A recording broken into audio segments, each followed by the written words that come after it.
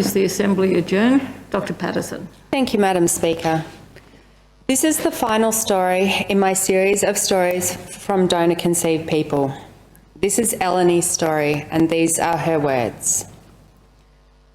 I was conceived in November 1988 via sperm donation in Canberra and born in 1989. I have known about my donor conception my whole life.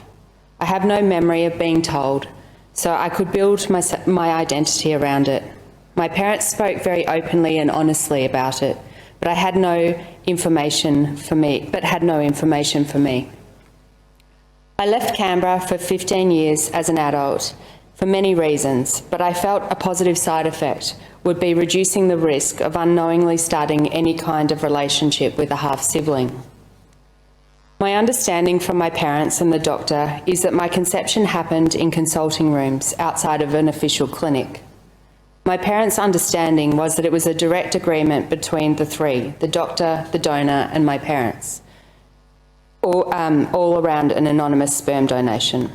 Apparently, confidentiality and privacy forms were signed, but no records remain with any party. My parents' psychological situation is important here in regard to a medical duty of care. 4 years prior to my birth, my 13-year-old brother drowned, a traumatic experience and a massive loss for the whole family. After a failed vasectomy reversal, my father could not be my biological father. I don't know how my mother was counselled on making this decision on what was the best format for going forward. It's important to recognise the impact of her situation on the decisions she made, her trauma and loss, her age and the time pressures that presented, and how a lack of regulation and appropriate child-centred counselling played into her decision-making. She chose donor anonymity and received no information about the donor or my future rights.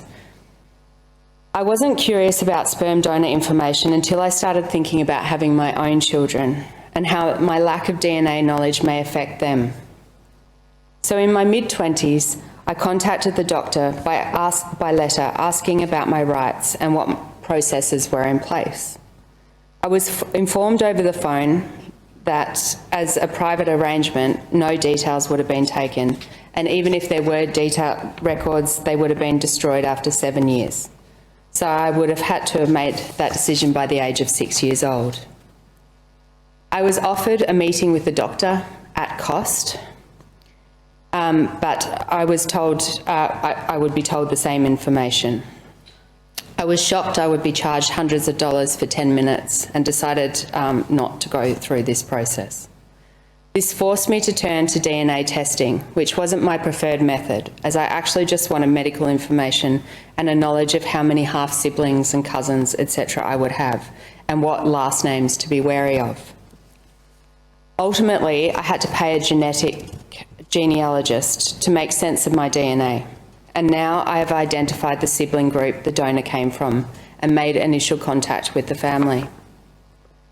I also consulted a lawyer to understand my rights and was shocked to learn that there was nothing in the law that allowed for any support for me, my donor, my parents, or the donor's family.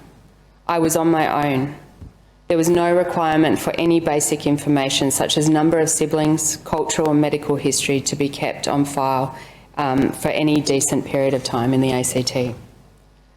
The costs of pursuing information with the doctor and lawyers was prohibitive and unlikely to deliver me anything except a painful experience. Of all the difficulties being a donor-conceived person creates, the treatment by the fertility industry has been the worst. After making contact with my donor's family, I learned all the vague statements the doctor had supplied about my donor situation to be untrue. I uncovered important medical and cultural information that my parents had no access to.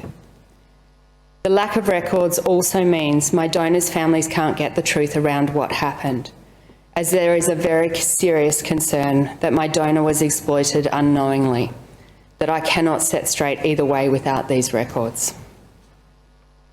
That is Eleni's story, And it's stories like Gail's, Eleni's and Kirali's and many others that I've heard thanks to Donor Conceived Australia that I will continue to pursue to see reform in the ACT and see the rights of the child front and centre of legislative reform. Thank you. The question is, the Assembly do now adjourn.